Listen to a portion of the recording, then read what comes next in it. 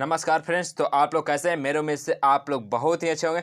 तो चलिए आज लेके आए बिहार पॉलिटेक्निक एंट्रेंस एग्जाम के कुछ गेसिंग क्वेश्चन, जो कि आप लोग को एग्जाम में आने की बहुत ही ज़्यादा चांसेस है। आप लोग के लिए गेसिंग क्वेश्चन इंपॉर्टेंट क्वेश्चन होने वाला है, ठीक है। तो आप लोग वीडियो में लास्ट तक बने रहिएगा। आज आप लोग के लिए 90 क्वेश्चन, ठीक है। आज आप लोग के लिए 90 क्वेश्चन लेके आए, जो कि काफ़ी ही महत्वपूर्ण है। आप लोग को 30 जुलाई को यही क्वेश्चन देखने को मिल सकता है, ठीक है। तो आप लोग वीडियो में लास्ट तक बने रहिए। और आप लोग का काफ़ी ही अब कम समय बचा, ठीक है, काफ़ी ही कम समय बचा। तो आप लोग के लिए अब 3 क्लास डेली होने वाले, ठीक है। तो आप लोग के लिए तीन क्लास आप लोग को डेली होने वाले हैं। तो आप लोग तीनों क्लास को देखिए, क्योंकि आप लोग के पास 2-3 दिन का ही वक्त बचा है।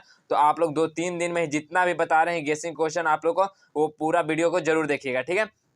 तो अभी तक चैनल को आप लोग सब्सक्राइब नहीं किया तो चैनल को सब्सक्राइब कर लीजिएगा, अपने दोस्तों के पास शेयर जरूर कीजिएगा, ठीक है। वीडियो को बिल्कुल भी स्किप मत कीजिएगा। आप लोग के लिए इस वीडियो में आप लोग के लिए इतना मेहनत करके आप लोग के लिए 90 क्वेश्चन लेके आए, जो कि काफ़ी ही एक दूसरे के लिए महत्वपूर्ण है, ठीक है। तो चलिए हम लोग आज की वीडियो का स्टार्ट करते हैं। देखिए आज का वीडियो जो कि फिजिक्स का है, फिजिक्स का इसमें 45 क्वेश्चन देखेंगे इंपॉर्टेंट, और केमिस्ट्री का 45 क्वेश्चन देखेंगे इंपॉर्टेंट, ठीक है। आप लोग बस इस क्वेश्चन को जो आपको क्वेश्चन का आंसर मालूम है वो आप लोग लाइव सेशन में कमेंट करते रहिएगा, और आप लोग देख सकते हैं, आप लोग काउंट कीजिएगा कि आप लोग का कितना सही होता है इतना में, ठीक है। तो चलिए आज का हम क्वेश्चन को स्टार्ट करते हैं। फर्स्ट क्वेश्चन है, देखिए, निम्नलिखित युग्मों में से किस युग्म की राशियों की बीमा समान होती है। निम्नलिखित युग्म है, उसमें से किस युग्म की राशि की बीमा समान होता है। कार्य और शक्ति का बीमा समान होता है, या प्रतिबल और विकृति का, या घनत्व या अपेक्षित घनत्व का, या संवेग और आवेग का। तो किसका जो होता है, बताइए किसका जो है बीमा डायमेंशन किसका सेम होता है।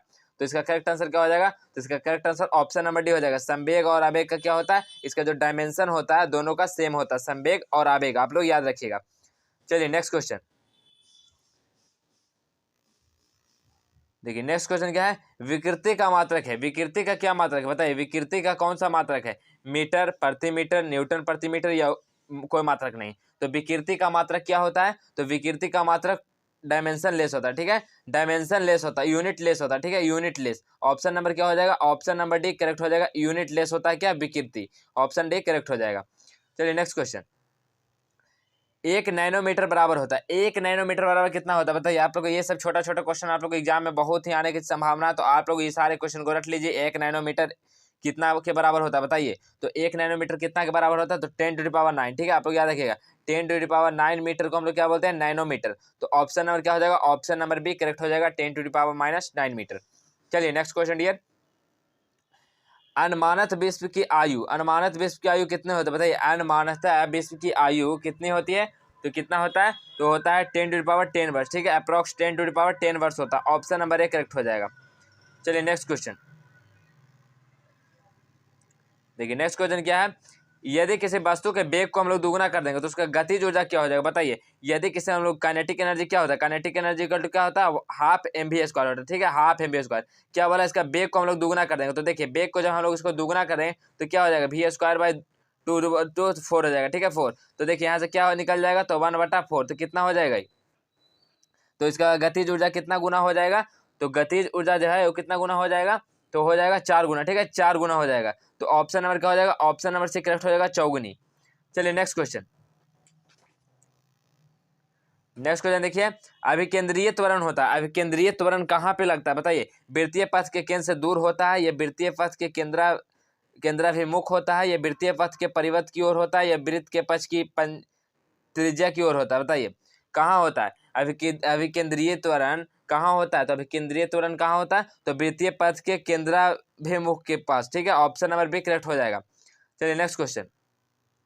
नेक्स्ट क्वेश्चन है 50 कूलाम के एक आवेश, ठीक है, 50 कूलाम के कोई एक आवेश है, वो वायु से 0.25 मीटर की दूरी पे है। तो विद्युत क्षेत्र की तीव्रता क्या हो जाएगी, बताइए। विद्युत क्षेत्र की तीव्रता क्या हो जाएगी? आप लोग को इस सारा नंबरिकल आप लोग को 10 ईयर का प्रीवियस ईयर में करवा दिया गया, ठीक है। तो हम इस वीडियो में आप लोग के लिए न्यूमेरिकल को हम नहीं करने वाले हैं, क्योंकि आप लोग के लिए वीडियो ऑलरेडी ही लॉन्ग होने वाला है, तो और वीडियो को लॉन्ग नहीं करना चाहते, ठीक है। आप लोग को टाइम वेस्ट नहीं करना है, बिल्कुल भी नहीं, ठीक है। तो देखिए क्या हो जाएगा इसका करेक्ट आंसर। तो 50 कूलाम के एक आवेश से हम लोग जब वायु में 0.25 मीटर की दूरी पे विद्युतीय क्षेत्र की तीव्रता वहाँ पे क्या हो जाएगी? तो वहाँ पे जो हो जाएगी वो 2.7 गुना 10⁻11 न्यूटन पर कूलाम। ऑप्शन नंबर सी हो जाएगी। चलिए नेक्स्ट क्वेश्चन देखिए। उष्मीय न्यूट्रॉन, ठीक है, थर्मल न्यूट्रॉन, जो जिसको हम लोग बोलते हैं थर्मल न्यूट्रॉन, उष्मीय न्यूट्रॉन को वो होते हैं, वो क्या होते हैं? वो आसपास के अणु के समान की गतिज ऊर्जा होती है, या स्थिर होते हैं, या उच्च वेग से चलते हैं, या अति उच्च ताप पे होते हैं। तो उष्मीय न्यूट्रॉन क्या होते हैं? तो उष्मीय न्यूट्रॉन क्या होते हैं? तो उष्मीय न्यूट्रॉन जो होते हैं वो आसपास के अणु के समान ही गतिज ऊर्जा होती है, ठीक है। उसमें न्यूट्रॉन की क्या होती है, आसपास के जो अणुओं की जो समान ही गतिज ऊर्जा होती है। ऑप्शन नंबर 1 करेक्ट हो जाएगा। चलिए नेक्स्ट क्वेश्चन देखिए। नेक्स्ट क्वेश्चन क्या दिया है, एक विद्युत हीटर कितना है, 550 वाट अंकित है। ठीक है, एक विद्युत हीटर 550 वाट अंकित है। इससे 8 घंटे काम लेने पर वो 0.20 पैसा प्रति यूनिट की दर से कितना खर्च आएगा, बताइए कितना खर्च हो जाएगा, बताइए इसका करेक्ट आंसर क्या हो जाएगा, बताइए। आप लोग कमेंट करते रहिए, कमेंट करके बोलते रहिए क्या होगा इसका आंसर।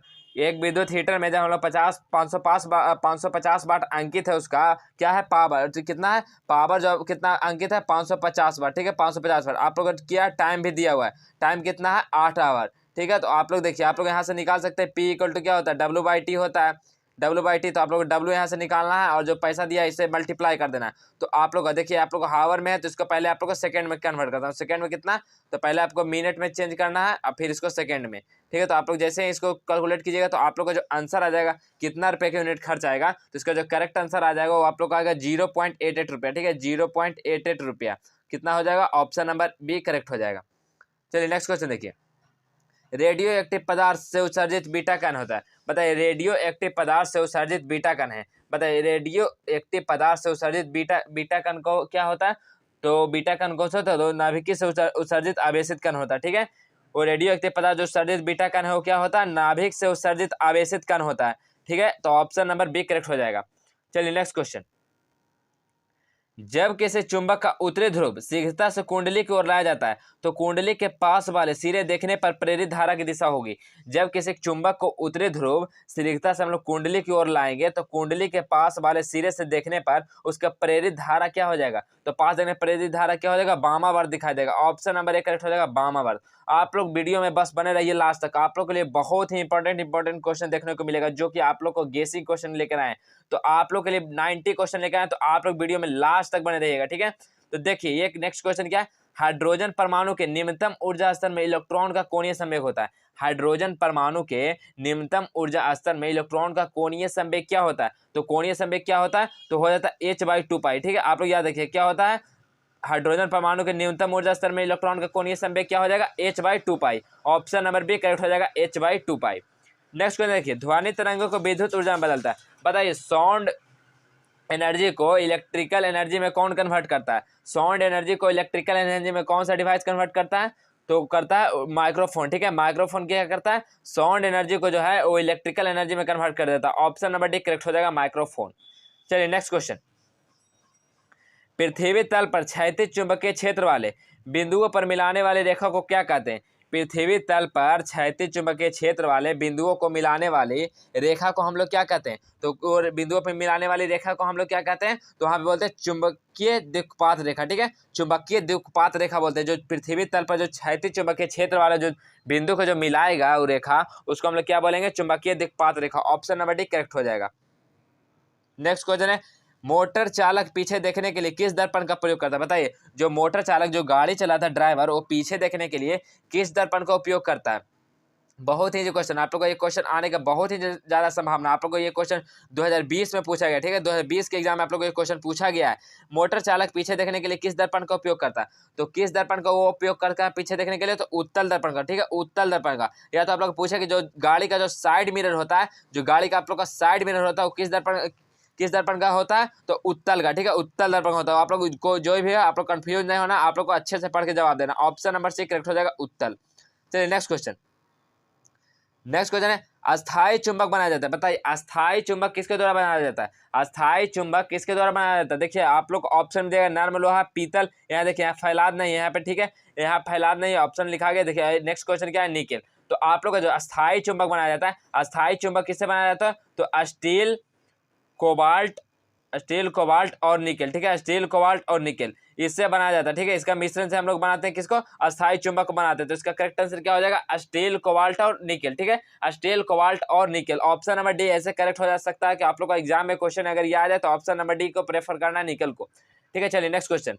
दर्पण से बने प्रतिबिंब का आवर्धन +1 है, तो दर्पण क्या हो जाएगा, बताइए जब इसका आवर्धन जो है वो +1 है तो क्या हो जाएगा, वो कौन सा दर्पण हो जाएगा, तो जब +1 आवर्धन है तो क्या हो जाएगा, वो समतल दर्पण हो जाएगा। ऑप्शन नंबर बी करेक्ट हो जाएगा, समतल। ठीक है, अगर माइनस में रहता तो वहाँ पे अवतल होता, लेकिन यहाँ क्या है +1 है तो क्या हो जाएगा, समतल दर्पण। चलिए नेक्स्ट क्वेश्चन।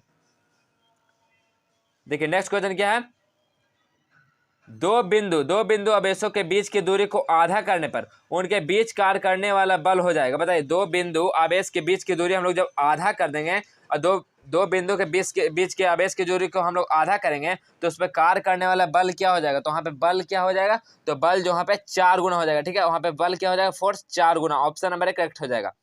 नेक्स्ट क्वेश्चन, समुद्र में हिमखंड का अधिकांश भाग जल के अंदर रहता है। ठीक है, समुद्र में हिमखंड का अधिकतम भाग जल के अंदर रहता है, क्योंकि समुद्री जल की अपेक्षा बर्फ का अपेक्षिक घनत्व क्या होता है। बताइए, समुद्री जल की अपेक्षा बर्फ का अपेक्षिक घनत्व क्या होता है, तो होता है थोड़ा ही कम होता है। ठीक है, थोड़ा ही कम होता है। ऑप्शन नंबर डी करेक्ट हो जाएगा, थोड़ा ही कम। नेक्स्ट क्वेश्चन, इलेक्ट्रोफोरस को आवेशित करने पर उससे जो विद्युत ली जाती है वह निम्नलिखित में से प्राप्त होती है। बताइए, वो निम्नलिखित में से क्या प्राप्त होती है। इलेक्ट्रोफोरस को आवेशित करने पर उससे जो विद्युत ली जाती है वह निम्नलिखित में से क्या प्राप्त होती है। तो क्या प्राप्त वहां पे हो जाती है, तो धातु के प्लेट से प्राप्त होती है। ठीक है, धातु के प्लेट से प्राप्त होती है। ऑप्शन नंबर डी करेक्ट हो जाएगा। नेक्स्ट क्वेश्चन, किसी वस्तु का भार 25 ग्राम है। ठीक है, कोई भी एक बॉडी है, उसका जो वेट है वह 25 ग्राम है। यदि उसे पानी में रखकर पूरा डुबोते हैं तो उसे 30 ग्राम का उत्प्रेरक लगता है। यदि वस्तु को पानी में छोड़ दिया जाए तो वो वस्तु क्या करेगा। बताइए, वो वस्तु क्या वहां पे करेगा, तो वस्तु जो ऊपर की ओर उठ जाएगा। ठीक है, वस्तु ऊपर की ओर उठ जाएगा। ऑप्शन नंबर बी करेक्ट हो जाएगा। नेक्स्ट क्वेश्चन, जब श्वेत प्रकाश को प्रिज्म में होकर गुजारा जाता है। ठीक है, कोई भी एक श्वेत प्रकाश का प्रिज्म है। ठीक है, इसे जब हम लोग गुजारते हैं तो प्रिज्म का आधार की तरफ, तो प्रिज्म के आधार की तरह क्या होता है। देखिए, आधार की तरह मतलब ये बेस हुआ, तो प्रिज्म के आधार की तरह क्या होता है, तो आधार की तरह क्या होता है, तो वहाँ पे जो होता है वो बैगनी रंग। ठीक है, नीचे बैगनी रहता है। ठीक है, विबग्योर आप लोग को याद होना चाहिए, विबग्योर होता है। ठीक है, आप लोग याद रखिएगा। तो वी से वायलेट, वायलेट मतलब बैगनी, तो बैगनी रंग। ऑप्शन नंबर सी करेक्ट हो जाएगा। चलिए नेक्स्ट क्वेश्चन, बैरोमीटर में पारा लिए जाने का क्या कारण है। बैरोमीटर में हम लोग पारा का उपयोग क्यों करते हैं। बताइए, बैरोमीटर में हम लोग पारा का उपयोग क्यों करते हैं। तो देखिए, आप लोग को ऑप्शन में दिया गया है, बैरोमीटर में पारा का क्यों उपयोग करते हैं। कम वाष्प दाब के लिए, अधिक वाष्प दाब के लिए, आसानी से मिलता है इसलिए, या सस्ता होता है इसलिए। किस लिए हम लोग बैरोमीटर में पारा का उपयोग करते हैं, तो हम लोग उपयोग करते हैं कम वाष्प दाब के लिए। ठीक है, बैरोमीटर में पारा किस लिए उपयोग करते हैं, तो कम वाष्प दाब के लिए। ऑप्शन नंबर करेक्ट हो जाएगा। ठीक है, तो आप लोग डियर, आप लोग कमेंट करते रहिए, आप लोग को जो भी आंसर आता है आप लोग कमेंट करते रहिए और अपने काउंट करते रहिए कितना क्वेश्चन आप सही जवाब दे रहे हैं। ठीक है, तो चलिए देखें नेक्स्ट क्वेश्चन, एक निकट दृष्टि दोष वाला व्यक्ति 15 सेंटीमीटर दूर स्थित पुस्तक को स्पष्ट रूप से पढ़ सकता है।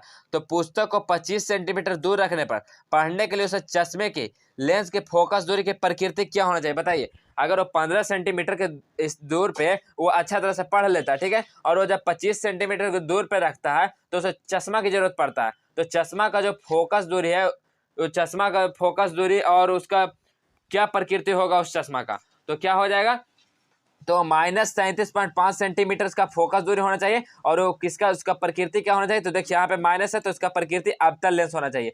तो ऑप्शन नंबर 1 करेक्ट हो जाएगा, अवतल। नेक्स्ट क्वेश्चन है, किसी द्रव में किस बिंदु पर दाब निर्भर नहीं होता है। किसी द्रव में किस बिंदु पर दाब निर्भर नहीं होता है, तो बताइए, किसी द्रव में किस बिंदु पर दाब निर्भर नहीं होता है, तो दाब निर्भर नहीं होता द्रव के गहराई पे। ठीक है, द्रव के गहराई पे क्या होता है, जो बिंदु का जो दाब रहता है वो निर्भर नहीं करता। ऑप्शन नंबर सी करेक्ट हो जाएगा। चलिए नेक्स्ट क्वेश्चन, यदि कोई वस्तु अपने ऊपर पड़ने वाले संपूर्ण प्रकाश को अवशोषित कर ले तो उसका रंग कैसा दिखाई पड़ेगा। यदि कोई वस्तु अपने ऊपर पड़ने वाले संपूर्ण प्रकाश को अवशोषित कर ले तो उसका रंग कैसा दिखाई देगा, तो कैसा रंग दिखाई देने लगेगा, तो काला दिखाई देने लगेगा। ठीक है, काला। ऑप्शन नंबर क्या हो जाएगा, ऑप्शन नंबर 1 करेक्ट हो जाएगा, काला। नेक्स्ट क्वेश्चन, सूर्य से पृथ्वी तक पहुंचने वाले किरण पुंज होती है। जो सूर्य से पृथ्वी पर पहुंचने वाले किरण पुंज को हम लोग क्या बोलते हैं, कौन सा किरण पुंज होता है जो सूर्य से पृथ्वी तक पहुंचता है, तो उस किरण पुंज को हम लोग क्या बोलते हैं, तो उस किरण पुंज को हम लोग बोलते हैं समांतर किरण पुंज। ठीक है, समांतर किरण पुंज जो एकदम पैरेलल होता है। ठीक है, पैरेलल जो आप लोग को सूर्य से पृथ्वी पे जो आप लोग को आता है किरण पुंज, जो क्या होता है वो समांतर किरण पुंज। ऑप्शन नंबर डी करेक्ट हो जाएगा।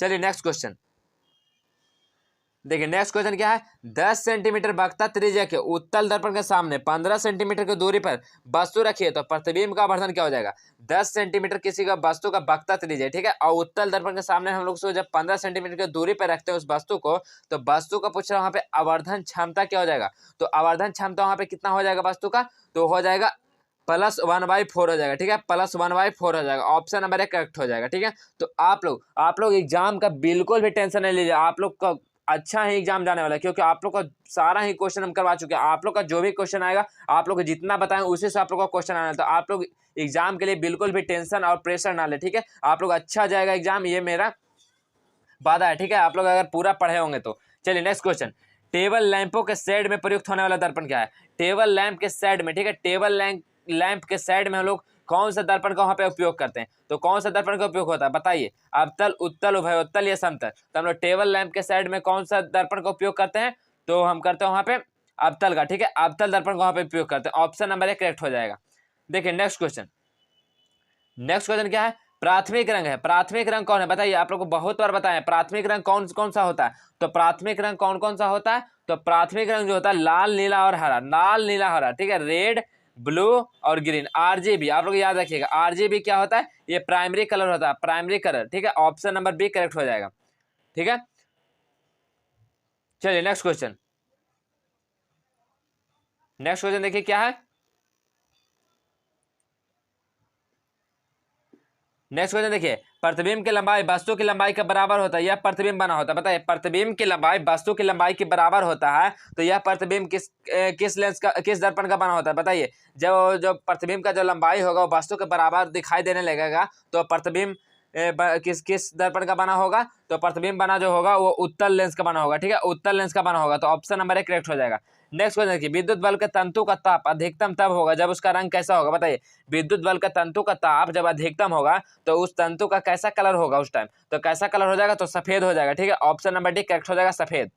देखिए नेक्स्ट क्वेश्चन, यदि कांच का अपर्तनांक 3/2 है तथा पानी का अपर्तनांक 4/3 है, तो पानी के कांच के सापेक्ष अपर्तनांक क्या हो जाएगा? बताइए, तो पानी का कांच के सापेक्ष अपर्तनांक क्या हो जाएगा? तो कितना अपर्तनांक हो जाएगा? तो 8/9। आप लोग ये क्वेश्चन आप लोग को सॉल्व करा चुके हैं। आप लोग जो भी विद्यार्थी देखे होंगे प्रीवियस ईयर, वो आप लोग देखते ही उस क्वेश्चन का जवाब दे चुके होंगे मेरे उम्मीद से, ठीक है। तो ऑप्शन नंबर क्या हो जाएगा? ऑप्शन नंबर डी बिल्कुल ही करेक्ट हो जाएगा, 8/9। नेक्स्ट क्वेश्चन देखिए, एसआई पत्ती में ताप का मात्रक होता है। एसआई पत्ती में ताप का मात्रक क्या होता है? एसआई पत्ती में ताप का मात्रक क्या होता है? तो डिग्री सेल्सियस, ठीक है। एसआई पत्ती में डिग्री सेल्सियस, आप लोग याद रखिएगा। एसआई पत्ती में टेम्परेचर का जो मात्रक क्या होता है? Degree Celsius. Option number B correct हो जाएगा। नेक्स्ट क्वेश्चन डियर, जब आंधी या वर्षा आने वाली होती है तो वायु दाब मापी में पारे का तल क्या होता है? बताइए, जब आंधी या वर्षा आने वाली होती है तो वायु दाब मापी में पारे का तल क्या होता है? तो पारे का तल क्या हो जाता है वहां पे? तो पारे का तल सिर्फ गिर जाता है, ठीक है, कम हो जाता है वहां पे पारे का तल। तो ऑप्शन नंबर डी करेक्ट हो जाएगा। चलिए dear next question, next question है, स्वच्छ जल का सबसे अधिक घनत्व होता है। स्वच्छ जल का सबसे अधिक घनत्व क्या होता है? बताइए, स्वच्छ जल का सबसे अधिक घनत्व होता है, कितना होता है स्वच्छ जल का? तो कितना होता है? तो 4 डिग्री सेंटीग्रेड पे, ठीक है, 4 डिग्री सेंटीग्रेड के क्या होता है? ये जो स्वच्छ जल होता है, ठीक है, प्योर वाटर होता है। ऑप्शन नंबर बी करेक्ट हो जाएगा। नेक्स्ट क्वेश्चन, सरल लोलक का आवर्तकाल दुगुना हो जाएगा यदि यदि हम लोग उसको क्या करेंगे तो सरल लोलक का आवर्तकाल दुगुना हो जाएगा। तो क्या क्या करेंगे? तो सरल लोलक का आवर्तकाल दुगुना हो जाएगा जब हम लोग लंबाई को इसको 4 गुनी कर देंगे ना। जब लंबाई को हम लोग इसको 4 गुना करेंगे तो सरल लोलक का जो आवर्तकाल हो जाएगा, टाइम पीरियड, वो दुगुना हो जाएगा। तो ऑप्शन नंबर क्या हो जाएगा? ऑप्शन नंबर सी करेक्ट हो जाएगा। नेक्स्ट क्वेश्चन देखिए, नेक्स्ट क्वेश्चन क्या है? बल एवं द्रव्यमान के संगत घूर्णन गति में राशियां होती है क्रम से। बताइए, बल एवं द्रव्यमान के संगत घूर्णन गति में राशियां होती है। कौन कौन सा राशियां होती है बल एवं द्रव्यमान के संगत घूर्णन गति में? तो इसका करेक्ट आंसर क्या हो जाएगा? तो बल अघूर्ण और जड़ता घूर्ण, ये क्या होता है? ये बल और द्रव्यमान के संगत घूर्णन गति की राशि होता है। तो ऑप्शन नंबर बी करेक्ट हो जाएगा, बल अघूर्ण एवं जड़त्व घूर्ण। चलिए नेक्स्ट क्वेश्चन देखिए, नेक्स्ट क्वेश्चन क्या है? दो विजातीय आवेशों को उनके बीच निश्चित दूरी होने पर स्थितिज ऊर्जा हो जाएगी। दो विजातीय आवेशों की उनके बीच निश्चित दूरी होने पर वहां पे स्थितिज ऊर्जा क्या हो जाएगी? तो स्थितिज ऊर्जा ऋणात्मक हो जाएगी, ठीक है, नेगेटिव हो जाएगी। ऑप्शन नंबर क्या हो जाएगा? ऑप्शन नंबर करेक्ट हो जाएगा, ऋणात्मक। नेक्स्ट क्वेश्चन, प्राथमिक सेल जिसका दैनिक जीवन में उपयोग होता है वह किसका हम लोग करते हैं? बताइए, कौन सा प्राथमिक सेल जिसको हम लोग दैनिक जीवन में उपयोग करते हैं, डेली लाइफ में कौन सा सेल को करते हैं? तो हम लोग करते हैं शुष्क सेल का, ठीक है, शुष्क सेल का हम लोग उपयोग करते हैं डेली लाइफ के लिए, ठीक है। ऑप्शन नंबर बी करेक्ट हो जाएगा, शुष्क सेल। चलिए नेक्स्ट क्वेश्चन, एक अश्व शक्ति का मान होता है। बताइए, एक अश्व शक्ति, 1 हॉर्स पावर, ठीक है, एचपी का मान कितना होता है? तो 1 एचपी का मान कितना होता है? तो 1 एचपी का मान कितना होता है? 746 वाट, ठीक है, आप लोग याद रखिएगा, 746 वाट। 1 एचपी बराबर कितना होता है? 746 वाट। ऑप्शन नंबर 1 करेक्ट हो जाएगा। चलिए नेक्स्ट क्वेश्चन, आदर्श अमीटर का प्रतिरोध होता है। आदर्श अमीटर का प्रतिरोध कैसा होता है? तो आदर्श अमीटर का प्रतिरोध कैसा होता है? तो शून्य होता है। ठीक है, आदर्श अमीटर का प्रतिरोध कैसा होता है? शून्य। ऑप्शन नंबर बी करेक्ट हो जाएगा। नेक्स्ट क्वेश्चन, घड़ी की कुंडलित कमानी में कौन सी ऊर्जा होती है? घड़ी की कुंडलित कमानी में कौन सी ऊर्जा होती है? कौन सी ऊर्जा संचित होती है? बताइए, घड़ी की कुंडलित कमानी में कौन सी ऊर्जा संचित होती है? तो होती है स्थितिज ऊर्जा। ठीक है, स्थितिज ऊर्जा, जिसको हम लोग क्या बोलते हैं? Potential energy. पोटेंशियल एनर्जी संचित होती है। ऑप्शन नंबर बी करेक्ट हो जाएगा। चलिए नेक्स्ट क्वेश्चन। नेक्स्ट क्वेश्चन क्या है? एक बल्ब, ठीक है, एक बल्ब है जिसका 60 वाट तथा 100 वोल्ट लिखा है, तो जलते समय उसमें धारा प्रवाहित क्या हो जाएगी? तो बोला जलते समय उसमें धारा प्रवाहित क्या हो जाएगी? बताइए। आप लोग को भी दिया हुआ है और यहाँ से पी भी दिया हुआ है। ठीक है, पावर जो कि 60 वाट और यहाँ पे 100 वोल्ट दिया गया है। तो आप लोग इससे जरूर आप लोग धारा को निकालिएगा। तो आप लोग जानते हैं एक फॉर्मूला क्या होता है? P इक्वल टू क्या होता है? वी आई। ठीक है, P इक्वल टू वी आई। आई निकालेंगे तो क्या हो जाएगा? P बटा वी। पावर कितना आप लोग को दिया गया? यहाँ से देखिए आप लोग को क्या हो जाएगा? तो यहाँ से आप लोग जैसे आई निकालिएगा तो क्या हो जाएगा? V by P. तो भी आप लोग को कितना दिया गया है? 100 वोल्ट। सॉरी का देखिए आप लोग का पी इक्वल टू क्या होता है? वी आई। तो आप लोग आई निकालिएगा तो क्या आ जाएगा? पी बटा भी। तो पी आप लोग को कितना दिया गया? 60 वाट। और भी का वैल्यू कितना है? तो 100। तो आप लोग जैसे इसको कैलकुलेट कीजिएगा तो आप लोग को जो आंसर आएगा 0.6 एम्पियर। ठीक है, 0.6 एम्पियर, जो कि आप लोग का ऑप्शन नंबर 1 हो जाएगा 0.6 एम्पियर। चलिए नेक्स्ट क्वेश्चन। नेक्स्ट क्वेश्चन देखिए, स्वतंत्रता पूर्वक गिरते हुए वस्तु की, स्वतंत्रता पूर्वक गिरते हुए वस्तु में क्या होती है? बताइए, स्वतंत्रता पूर्वक गिरते हुए वस्तु में क्या हो जाती है? तो गतिज ऊर्जा बढ़ती है और स्थितिज ऊर्जा भी बढ़ती है। ठीक है, मतलब काइनेटिक एनर्जी इंक्रीज होता है, प्लस में पोटेंशियल एनर्जी भी क्या होता है? इंक्रीज होता है। कोई भी वस्तु स्वतंत्रता पूर्वक गिरेगा तो उसका काइनेटिक एनर्जी इंक्रीज होगा, पोटेंशियल एनर्जी भी इंक्रीज होगा। ऑप्शन नंबर डी करेक्ट हो जाएगा। तो चलिए देखिए 45 क्वेश्चन फिजिक्स का करवाएं आज आप लोग फिर करवाने वाले इसी वीडियो में केमिस्ट्री के 45 क्वेश्चन, क्योंकि आप लोग के पास काफी ही कम समय बचा है। तो आप लोग के लिए जितना हो सके हम आप लोग के लिए वीडियो लाते रहेंगे। तो आप लोग वीडियो को बिल्कुल भी देखना ना भूलिएगा। ठीक है, तो आप अभी तक आप लोग चैनल को सब्सक्राइब नहीं किया तो चैनल को सब्सक्राइब करके बेल आइकन को प्रेस कर लीजिएगा, ताकि आप लोग को जैसे ही कोई वीडियो अपलोड हो तो आप लोग के पास सबसे पहले पहुंचे। ठीक है, तो देखिए केमिस्ट्री का फर्स्ट क्वेश्चन, जब लेड नाइट्रेट को गर्म किया जाता है तब वहां पे क्या उत्सर्जन होता है? जब लेड नाइट्रेट को हम लोग गर्म करेंगे तो वहां पे क्या उत्सर्जन होता है? तो वहां पे उत्सर्जन हो जाता है NO2। ठीक है, जब हम लोग लेड नाइट्रेट को गर्म करेंगे तो वहां पे क्या उत्सर्जन होगा? तो NO2 का। ठीक है, NO2 का। ऑप्शन नंबर बी करेक्ट हो जाएगा।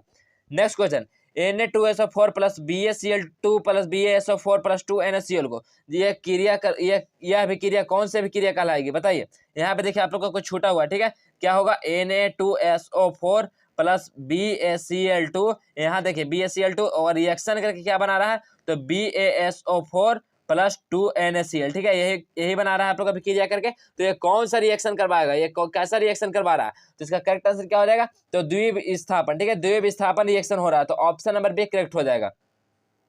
देखिए नेक्स्ट क्वेश्चन, चिप्स निर्माता। ठीक है, चिप्स निर्माता, जो भी आप लोग कुरकुरे या चिप्स खाते होंगे तो आप लोग देखते हैं जो भी चिप्स निर्माता जो होते हैं वो चिप्स को ऑक्सीकृत होने से रोकने के लिए किस गैस का जो चिप्स के बैग में फ्लश करते हैं? वो जो चिप्स का जो पैकेट रहता है कुरकुरे का, उसमें वो किस गैस का जो ऑक्सीकृत होने से रोकने के लिए किस गैस का वो प्रयोग करते हैं? तो जो प्रयोग करते हैं वो नाइट्रोजन गैस का। ठीक है, नाइट्रोजन का वहां पे प्रयोग करते हैं। तो ऑप्शन नंबर क्या हो जाएगा? ऑप्शन नंबर बी बिल्कुल करेक्ट हो जाएगा, नाइट्रोजन। नेक्स्ट क्वेश्चन, चूने के पानी के माध्यम से अतिरिक्त कार्बन डाइऑक्साइड पहुंचाने पर प्राप्त होता है। चूने के पानी के माध्यम में अतिरिक्त कार्बन डाइऑक्साइड पहुंचाने पे क्या प्राप्त होता है? तो क्या प्राप्त होता है? तो प्राप्त होता है वो क्या होता है? CaHCO3 के हॉल्टोज प्राप्त होता है। ठीक है, CaHCO3 का हॉल्टोज। ऑप्शन नंबर डी करेक्ट हो जाएगा। चलिए नेक्स्ट क्वेश्चन है, हमारा पेट अम्ल को उत्पन्न करता है जो पाचन के लिए मदद करता है। बताइए, हमारा पेट कौन सा अम्ल उत्पन्न करता है जो पाचन के लिए हम लोग के लिए जो कि मदद करता है? तो हमारा पेट कौन सा अम्ल को उत्पन्न करता है? तो करता है HCl को। ठीक है, हमारा पेट क्या करता है? HCl अम्ल को उत्पन्न करता है, जो हम लोग के लिए खाना को पचाने के लिए जो कि काफी ही मददगार होता है। ऑप्शन नंबर डी बिल्कुल ही करेक्ट हो जाएगा। नेक्स्ट क्वेश्चन, बिच्छू बूटी के डंक। ठीक है, जो भी बिच्छू का डंक जो रहता है उसमें डंक मारने वाले बाल को चुभने पर जलने के दर्द का एहसास का कारण है, वो किसके कारण एहसास होता है? बताइए। आप लोग ऐसा भी क्वेश्चन पूछा जा सकता है कि बिच्छू के डंक में कौन सा अम्ल पाया जाता है? ठीक है, बिच्छू के डंक में कौन सा अम्ल पाया जाता है? तो कौन सा अम्ल पाया जाता है? तो मेथेनोइक अम्ल। ठीक है, आप लोग याद रखिएगा, मेथेनोइक अम्ल या फॉर्मिक अम्ल। ठीक है, आप लोग ये भी क्वेश्चन में और में रह सकता है, फॉर्मिक अम्ल। ठीक है, तो ऑप्शन नंबर बी करेक्ट हो जाएगा, मेथेनोइक अम्ल। नेक्स्ट क्वेश्चन, बोरॉक्स के निर्माण के लिए किसका उपयोग करते हैं, बताइए। बोरेक्स के निर्माण के लिए हम लोग किसका उपयोग करते हैं, बासिंग सोडा का या बेकिंग सोडा का या सोडियम हाइड्रोक्साइड का या सोडियम सल्फेट का। तो बोरॉक्स के निर्माण के लिए हम लोग किसका उपयोग करते हैं, तो बासिंग सोडा का निर्माण करते, बासिंग सोडा का उपयोग करते हैं वहां पे, ठीक है। बोरॉक्स के निर्माण के लिए किसका करते हैं, बासिंग सोडा का। ऑप्शन नंबर 1 करेक्ट हो जाएगा। चलिए next question.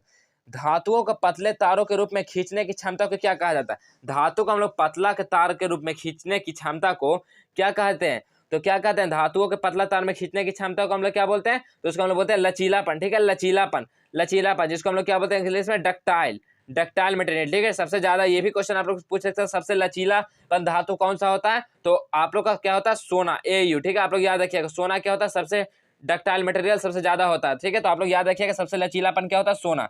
Option number B correct हो जाएगा। चलिए नेक्स्ट क्वेश्चन। नेक्स्ट क्वेश्चन देखिए, अधातु है लेकिन चमकदार उत्सर्जन पाया जाता है, बताइए कौन सा ऐसा धातु है लेकिन वो चमकदार होता है, ठीक है। चमकदार होता है, वो कौन सा धातु है, तो इसका करेक्ट आंसर क्या हो जाएगा, तो हो जाएगा आयोडीन। आयोडीन क्या है, आयोडीन एक अधातु है लेकिन वो चमकदार होता है, ठीक है, ठीक है। आज आप लोग याद रखिएगा क्या होता है, आयोडीन अधातु है लेकिन वो चमकदार होता है। ऑप्शन नंबर डी करेक्ट हो जाएगा। नेक्स्ट क्वेश्चन, ठंडे पानी के साथ प्रक्रिया नहीं करता, बताइए कौन है इसमें से धातु है जो ठंडे पानी के साथ प्रक्रिया नहीं करता, तो कौन है जो ठंडे पानी के साथ प्रतिक्रिया नहीं करता, तो मैग्नीशियम, ठीक है। मैग्नीशियम, Mg, Mg क्या करता है, ठंडा पानी के साथ अभिक्रिया नहीं करता, लेकिन सोडियम, कैल्शियम, पोटेशियम जैसे इसको हम लोग ठंडा पानी के साथ ये बाहर लाएंगे तो ये रिएक्शन कर लेगा, ठीक है। तो इसका करेक्ट आंसर क्या हो जाएगा, option number C magnesium. Next question देखिए, अत्यधिक तनु, ठीक है। अत्यधिक तनु मतलब HNO3 के साथ हम लोग जब मैग्नीज के प्रवाह से गुजारते हैं तो कौन सा गैस वहां पे बनता है, जब अत्यधिक तनु HNO3 के साथ हम लोग मैग्नीज से रिएक्शन करवाते हैं तो वहां पे कौन सा गैस जनरेट होता है, तो कौन सा गैस हो जाएगा, तो होता है H2, ठीक है। H2 मतलब हाइड्रोजन, हाइड्रोजन गैस वहां पे निर्माण होता है। ऑप्शन नंबर 1 करेक्ट हो जाएगा। नेक्स्ट क्वेश्चन, क्रियाशीलता का क्रम है, क्रियाशीलता का क्रम इसमें से क्या आप लोग को 4 को दिया गया, बताइए कौन सा करेक्ट आंसर हो जाएगा। क्रियाशीलता का क्रम इसमें से कौन सा है, तो क्रियाशीलता का क्रम कौन सा है, तो देखिए Mg ग्रेटर देन होगा Al से, फिर Al ग्रेटर देन होगा जिंक से, फिर जिंक ग्रेटर देन होगा Fe से, ठीक है। तो ऑप्शन नंबर बी करेक्ट हो जाएगा, Mg, Al और जिंक और Fe, option number B correct हो जाएगा। चलिए नेक्स्ट क्वेश्चन देखिए। नेक्स्ट क्वेश्चन क्या है, सल्फाइड एस्को को, सल्फाइड एस्को को किसके द्वारा ऑक्साइड में परिवर्तित किया जाता है, सल्फाइड एस को हम लोग किसके द्वारा ऑक्साइड में परिवर्तित करते हैं, तो किसके द्वारा ऑक्साइड में परिवर्तित करते हैं सल्फाइड एस को, तो हम लोग करते हैं भूनने के द्वारा, ठीक है। उसको भून करके क्या करते हैं, सल्फाइड एस को हम लोग ऑक्साइड में परिवर्तित कर देते हैं। ऑप्शन नंबर डी करेक्ट हो जाएगा। Next question, Fe2O3 plus 2L को हम लोग जब रिएक्शन करवाते हैं तो क्या बनता है, 2Fe प्लस Al2O3, और उसमें इस अभिक्रिया को हम लोग किस अभिक्रिया कहते हैं, बताइए। जब ये रिएक्शन करवाता है तो ये निर्माण होता है, तो इस अभिक्रिया को हम लोग क्या बोलेंगे, तो इस अभिक्रिया को हम लोग क्या बोलेंगे, उष्मीय अभिक्रिया, ठीक है, उष्मीय अभिक्रिया बोलेंगे। ऑप्शन नंबर बी करेक्ट हो जाएगा। नेक्स्ट क्वेश्चन, वायु के संपर्क में लाने के कुछ समय बाद चांदी के पदार्थ काले हो जाते हैं, क्यों, बताइए। वायु के संपर्क में आने के कुछ समय बाद चांदी के पदार्थ जो है काला हो जाते हैं, ये किसके कारण होता है, बताइए। ये किसका कारण होता है, बताइए किसके कारण हो जाता है, तो इसका करेक्ट आंसर हो जाएगा ऑप्शन नंबर सी, ठीक है। ऑप्शन नंबर सी क्या है, देखिए सिल्वर सल्फाइड के कारण, ठीक है, silver sulphide, option number C correct हो जाएगा। नेक्स्ट क्वेश्चन, बिजली के तारों को जोड़ने के लिए, बिजली के तारों को जोड़ने के लिए कौन सा मिश्र धातु का उपयोग करते हैं, बिजली के तार जोड़ने के लिए हम लोग कौन सा मिश्र धातु का वहां पे उपयोग करते हैं, तो बिजली के तार जोड़ने के लिए कौन सा मिश्र धातु का उपयोग करते हैं, तो हम लोग वहां पे करते हैं शोल्डर का, ठीक है, टांका, जिसको हम लोग बोलते हैं टांका, सोल्जर का हम लोग उपयोग करते हैं कहाँ पे, तो बिजली को तार को जोड़ने के लिए मिश्र धातु में उपयोग करते हैं। ऑप्शन नंबर सी करेक्ट हो जाएगा। चलिए नेक्स्ट क्वेश्चन देखिए। नेक्स्ट क्वेश्चन क्या है, वनस्पति तेलों के हाइड्रोजनीकरण के लिए किसका उत्प्रेरक के रूप में प्रयोग किया जाता है, बताइए। वनस्पति तेल के हाइड्रोजनीकरण के लिए कौन सा उत्प्रेरक के रूप में प्रयोग किया जाता है, तो कौन सा धातु का उत्प्रेरक के रूप में प्रयोग किया जाता है, तो वहां पे किया जाता है निकेल का, ठीक है, निकेल का प्रयोग किया जाता है। निकेल का कहाँ प्रयोग किया जाता है, तो वनस्पति तेल का हाइड्रोजनीकरण करने के लिए, ठीक है, ऑप्शन नंबर बी करेक्ट हो जाएगा। नेक्स्ट क्वेश्चन, एथेनॉल का निर्जलीकरण देता है, एथेनॉल का निर्जलीकरण कौन देता है, बताइए। एथेनॉल का निर्जलीकरण कौन देता है, तो एथीन देता है, ठीक है, ethene, option number C correct हो जाएगा, एथीन देता है। नेक्स्ट क्वेश्चन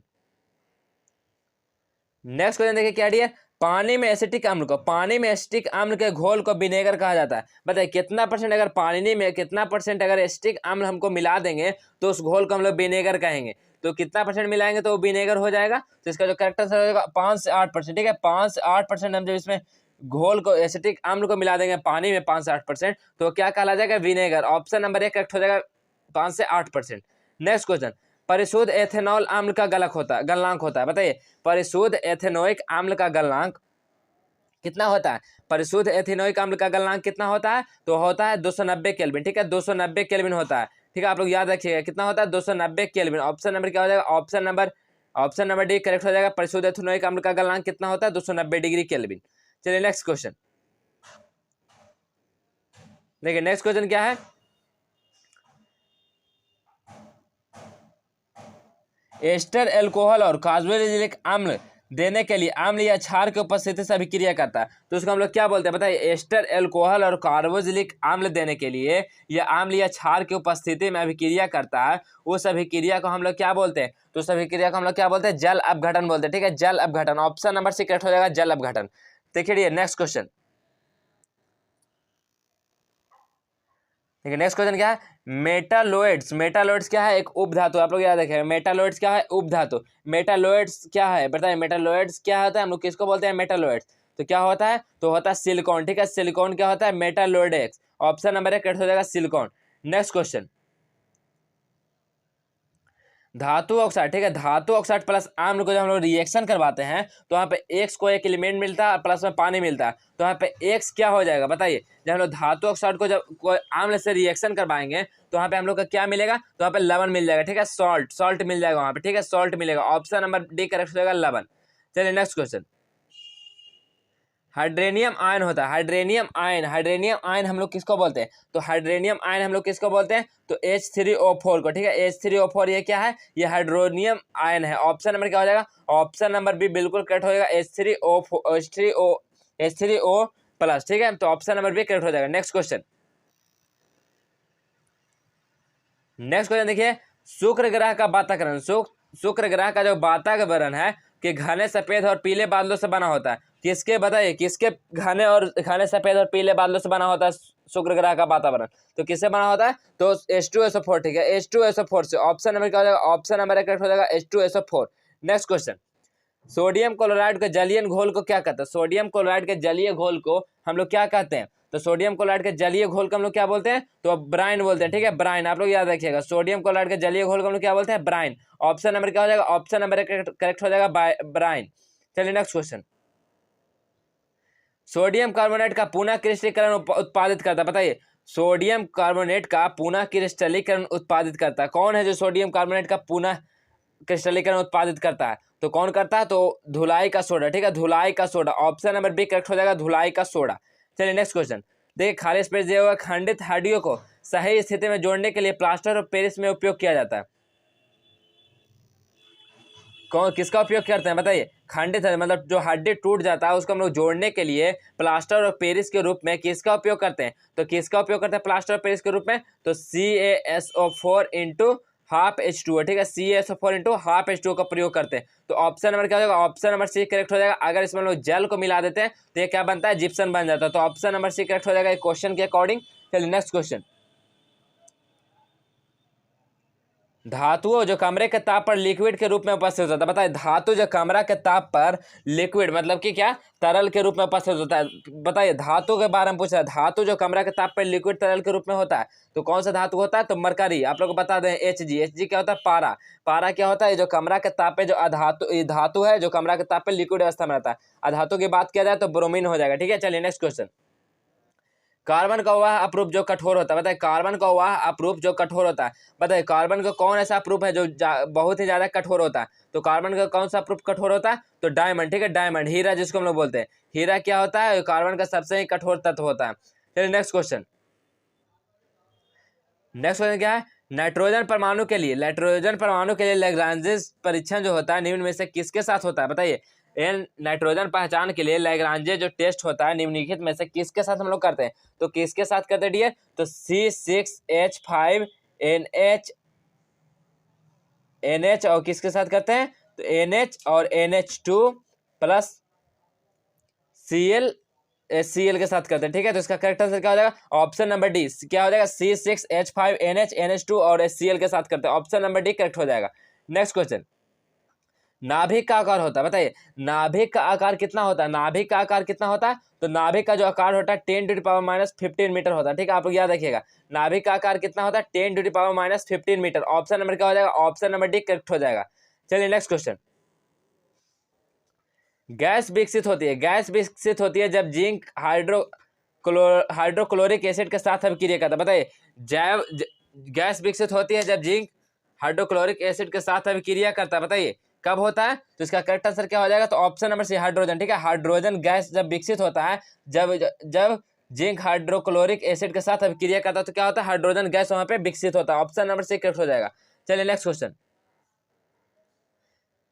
नेक्स्ट क्वेश्चन है कौन सा एक इलेक्ट्रॉन स्नेही नहीं है, बताइए इनमें से कौन सा जो है एक इलेक्ट्रॉन स्नेही नहीं है, तो कौन सा है जो इलेक्ट्रॉन स्नेही नहीं है, तो इलेक्ट्रॉन स्नेही कौन नहीं है, तो जो Cl, ठीक है, Cl नेगेटिव, ठीक है, क्लोरीन नेगेटिव क्या है, ये इलेक्ट्रॉन स्नेही नहीं है, इलेक्ट्रॉन दाता है, ठीक है। तो ऑप्शन नंबर क्या होगा, ऑप्शन नंबर बी करेक्ट हो जाएगा। चलिए नेक्स्ट क्वेश्चन। किस धातु ऑक्साइड के साथ उपचयन नहीं होता, बताइए किस धातु ऑक्साइड के साथ अपचयन नहीं होता, किस धातु ऑक्साइड के साथ अपचयन नहीं होता, बताइए PbO, Al2O3, Fe2O3 या ZNO के साथ, किसके साथ नहीं होता, बताइए किस धातु के ऑक्साइड के साथ अपचयन नहीं होता है, तो नहीं होता तो Al2O3 के साथ, ठीक है, Al2O3 के साथ ये क्या करता है, ये जो धातु ऑक्साइड है इसके साथ अपचयन रिएक्शन नहीं होता, ठीक है। ऑप्शन नंबर एक correct, option number B correct हो जाएगा, Al2O3। चलिए नेक्स्ट क्वेश्चन। देखिए नेक्स्ट क्वेश्चन क्या है, कौन सा निम्न युग्म के पदार्थ H2O से अभिक्रिया कर समान गैस उत्पन्न करता है, कौन सा निम्न युग्म के पदार्थ जो H2O से अभिक्रिया कर समान गैस उत्पन्न करता है, तो कौन सा युग्म है, बताइए जो H2O से अभिक्रिया करके समान गैस उत्पन्न करता है, तो करता है कैल्शियम और CaH2, ठीक है, CaH2, ठीक है। ऑप्शन नंबर क्या हो जाएगा, ऑप्शन नंबर सी करेक्ट हो जाएगा। नेक्स्ट क्वेश्चन, कौन सी धातु शीतल तनु HNO3 के साथ क्रिया करके H2 गैस उत्पन्न करती है, कौन सी धातु है जो शीतल तनु HNO3 के साथ जो अभिक्रिया करके H2 गैस उत्पन्न करती है, तो कौन सी धातु करती है, तो ये कौन सी धातु करती है, तो मैग्नीशियम धातु करते हैं, ठीक है, मैग्नीशियम। ऑप्शन नंबर क्या हो जाएगा, ऑप्शन नंबर सी करेक्ट हो जाएगा, मैग्नीशियम। चलिए नेक्स्ट क्वेश्चन। देखिए नेक्स्ट क्वेश्चन क्या है, O2 किसके साथ प्रत्यक्ष रूप से अभिक्रिया नहीं करती है, बताइए O2 किसके साथ प्रत्यक्ष रूप से अभिक्रिया नहीं करती है, तो O2 किसके साथ प्रत्यक्ष रूप से अभिक्रिया नहीं करती है, तो किसके साथ प्रत्यक्ष रूप से अभिक्रिया नहीं करती है, तो क्लोरीन के साथ, ठीक है, क्लोरीन के साथ। ऑप्शन नंबर क्या हो जाएगा, ऑप्शन नंबर भी बिल्कुल ही करेक्ट हो जाएगा, क्लोरीन के साथ क्या करती है, O2 जो प्रत्यक्ष रूप से अभिक्रिया नहीं करती है, ठीक है। देखिए नेक्स्ट क्वेश्चन, किसी एक में 4 एकांकी युग्म इलेक्ट्रॉन होते हैं, किसमें होते हैं, बताइए किस यौगिक में जो 4 एकांकी युग्म इलेक्ट्रॉन होते हैं, तो किसमें होते हैं 4 एकांकी युग्म इलेक्ट्रॉन, तो होते हैं वो क्लोरीन नेगेटिव में होते हैं, ठीक है, क्लोरीन नेगेटिव में क्या होता है, इसमें 4 एकांकी युग्म इलेक्ट्रॉन होते हैं। ऑप्शन नंबर ए करेक्ट हो जाएगा। नेक्स्ट क्वेश्चन, किसी भी घोल का जो pH मान होगा यदि उसमें से H+ आयन का सांद्रण 0.01 मोल है, तो वहां पे घोल का pH मान क्या हो जाएगा, बताइए किसी घोल का pH मान क्या होगा जब उसको H+ आयन का सांद्रण दिया गया है 0.01 मोल, तो इसका करेक्ट आंसर क्या हो जाएगा, तो इसका जो हो जाएगा दो, ठीक है, दो। ऑप्शन नंबर सी करेक्ट हो जाएगा, दो। नेक्स्ट क्वेश्चन, अमाशय रस का pH मान कितना होता है, अमाशय रस का pH मान कितना होता है, बताइए, तो अमाशय रस का pH मान कितना होता है, तो 1.4 होता है। आप लोग याद रखिएगा अमाशय रस का pH मान कितना होता है, 1.4। आप लोग कमेंट करते रहिए आंसर क्या होगा, आप लोग कमेंट करते रहिए आंसर, जो भी आप लोग को पता है वो आप लोग लाइव सेशन में कमेंट करते रहिए। नेक्स्ट क्वेश्चन देखिए क्या है, कौन सा जो है क्लोरीन के साथ एक से अधिक यौगिक का निर्माण करता है, बताइए कौन सा यौगिक जो क्लोरीन के साथ एक से अधिक यौगिक का निर्माण करता है, तो कौन करता है, आप लोग ऑप्शन में देखिए पोटेशियम, जिंक, आयरन और कैल्शियम। बताइए कौन सा इसमें से जो है क्लोरीन के साथ एक से अधिक यौगिक का निर्माण करता है, तो इसका जो करेक्ट आंसर क्या हो जाएगा, लोहा, ठीक है, Fe, जिसको हम लोग क्या बोलते हैं, आयरन। ये क्या करता है, क्लोरीन के साथ एक से अधिक यौगिक का निर्माण करता है, तो ऑप्शन नंबर क्या हो जाएगा, ऑप्शन नंबर सी करेक्ट हो जाएगा। चलिए नेक्स्ट क्वेश्चन देखिए, नेक्स्ट क्वेश्चन क्या है, बढ़ते हुई विद्युत ऋणात्मकता का कौन सा क्रम सही है, बढ़ते हुए विद्युत का ऋणात्मकता का कौन सा क्रम सही है, बताइए कौन सा क्रम सही है इसमें से, तो कौन सा क्रम सही हो जाएगा, तो देखिए सिलिकॉन, फास्फोरस, कार्बन और नाइट्रोजन। देखिए ऑप्शन नंबर क्या हो जाएगा, तो ऑप्शन नंबर 1 करेक्ट हो जाएगा, ठीक है। चलिए नेक्स्ट क्वेश्चन निम्नलिखित इलेक्ट्रॉनिक आयनों में से किसका आकार सर्वाधिक होता है? निम्नलिखित इलेक्ट्रॉनिक आयनों में से किसका आकार सर्वाधिक होता है? तो किसका आकार सर्वाधिक होता है बताइए? निम्नलिखित इलेक्ट्रॉनिक आयनों में से किसका आकार सर्वाधिक होता है? तो होता है, ठीक है, N5 नेगेटिव का, ठीक है, N5 नेगेटिव का, ठीक है, नाइट्रोजन का। ऑप्शन नंबर सी करेक्ट हो जाएगा। नेक्स्ट क्वेश्चन देखिए आज का, जो कि लास्ट क्वेश्चन होने वाला है आप लोग का इंपॉर्टेंट क्वेश्चन में क्या है देखिए, किसका परिष्करण सिल्वर ग्लास से होता है? किसका परिष्करण हम लोग सिल्वर ग्लास से करते हैं बताइए? पीबी, एजी, एनए या एल? बताइए बताइए किसका हम लोग करते हैं? पीबी क्या है? लेड है। एजी क्या है? एजी क्या होता है बताइए? एजी क्या है? सिल्वर है। और एनए क्या है? सोडियम। एल क्या है? एल्युमिनियम। तो बताइए किसका परिष्करण सिल्वर ग्लास से होता है? तो सिल्वर ग्लास का परिष्करण किससे होता है? तो एजी से होता है। एजी से आप लोग याद रखिएगा। तो ऑप्शन नंबर क्या हो जाएगा? Option number B. तो देखिए इस वीडियो में आप लोग को 90 क्वेश्चन, जो कि काफी इंपॉर्टेंट गेसिंग क्वेश्चन आप लोग के लिए था। तो आप लोग को अगर वीडियो अच्छा लगा तो वीडियो को लाइक कीजिएगा, शेयर कीजिएगा। और देखिए आप लोग अगर ये पीडीएफ पाना चाहते तो आप लोग को डिस्क्रिप्शन में जाना है, आप लोग को वहाँ टेलीग्राम और व्हाट्सएप का लिंक मिलेगा, आप लोग को वहाँ ज्वाइन कर लेना है, ठीक है। आप लोग को पीडीएफ में अगर आप लोग को कोई भी क्वेश्चन में अगर डाउट हो तो आप लोग का पीडीएफ में आप लोग को आंसर साथ दिया गया, ठीक है। तो आप लोग का पीडीएफ वहीं में मिलेगा। आप लोग को जो भी क्वेश्चन आप लोग को नहीं पता तो आप लोग आंसर से देख सकते हैं, ठीक है। और आप लोग ट्राई कीजिएगा खुद से एक बार क्वेश्चन को सारे कर लेने के लिए, क्योंकि आप लोग के लिए काफी इंपॉर्टेंट क्वेश्चन है। आप लोग को एग्जाम में आने की बहुत ही ज्यादा चांसेस है, ठीक है। तो आप लोग के लिए कल से आप लोग के लिए डेली आप लोग के लिए 3 क्लासेस मिल रही है। तो आप लोग क्लास को करते रहिए और पढ़ाई को कंटिन्यू रखिए। ज्यादा टेंशन नहीं लेना है, आप लोग का एग्जाम में क्वेश्चन ऐसा ऐसा ही आने वाला है, ठीक है। तो चलिए मिलते हैं नेक्स्ट वीडियो में, तब तक के लिए इतना ही। जय हिंद, जय भारत।